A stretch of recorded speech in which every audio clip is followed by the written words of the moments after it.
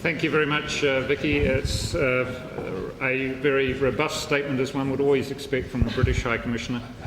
And it's one with which I have to concur. I mean, let me just, if I may add, the science and technology relationship is another very important element, as are the people-to-people connections through tourism and business visits.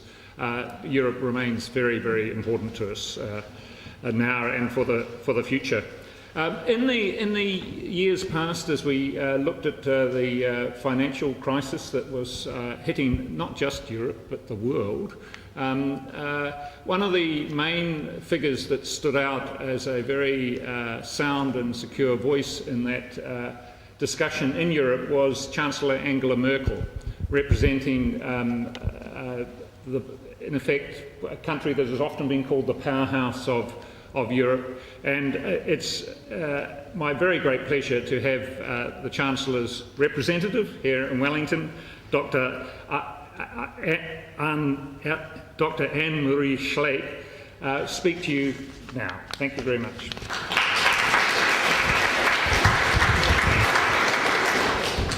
Thank you very much, Peter. And good evening, ladies and gentlemen. It's a great pleasure to be here.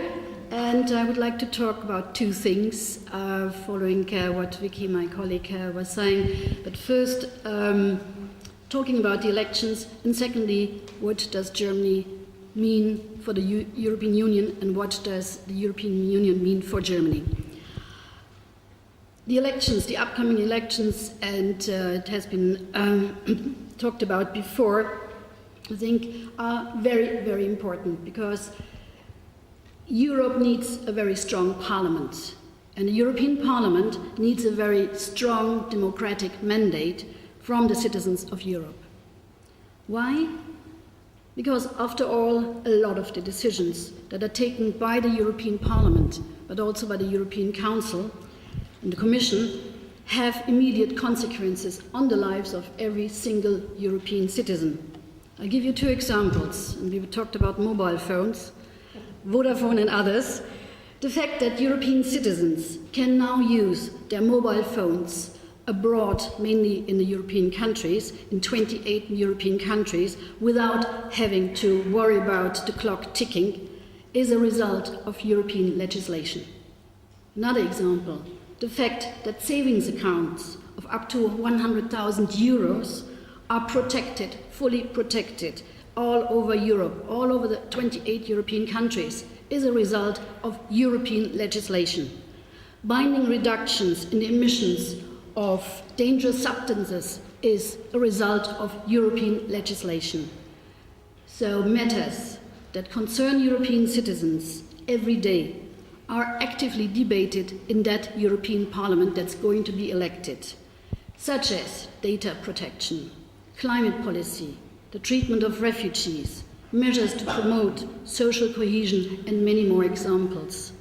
And therefore, in the elections, in the European elections, we are not voting for a grand European idea, but for very concrete policies. Let me talk about Germany in the EU. European integration is one of the fundamental keystones, principles of German foreign policy. The participation of Germany, of the Federal Republic of Germany, in a united Europe is anchored in our constitution, in Grundgesetz, in the basic law. The two catastrophic events of last century, World War I and World War II, were followed by the division of Europe and the Cold War. These upheavals led to a deep mark, left a deep mark on all European nations, and especially on a divided Germany. 5 years after World War II, it was the vision of Jean Monnet, the creation of a united Europe, that started a wonderful and brilliant idea. 5 years later, the idea of the Foreign Minister of France, Schuman, to create and integrate Germany into a European coal and steel union was the basis of the European Union. Who would have thought that in 1945? And Germany, in 1957, was one of the founders of those Six-Nation Union that later became the European Union of 28 member states. The two key parameters of German foreign policies are never again and never alone. Never again means no more authoritarianism, no more expansion-oriented policies. And never alone means, well, we have to be part of the European Union, embedding Germany in the community of European Western democracies and especially the European Union. Rebuilding Germany after World War II would have not been possible without the European Union.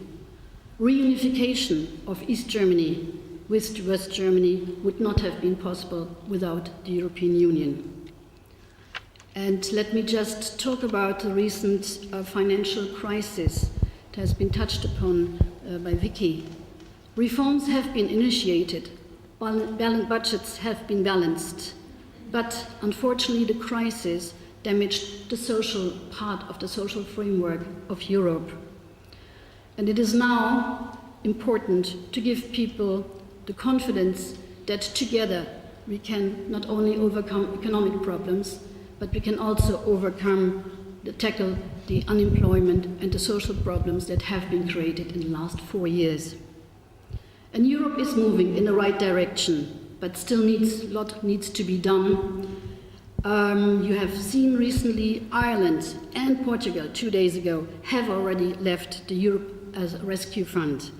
And yesterday we saw that Greece marvelously came out of the economic difficulties, and it has finally reached a surplus of 300, and it has reached a surplus in 2013.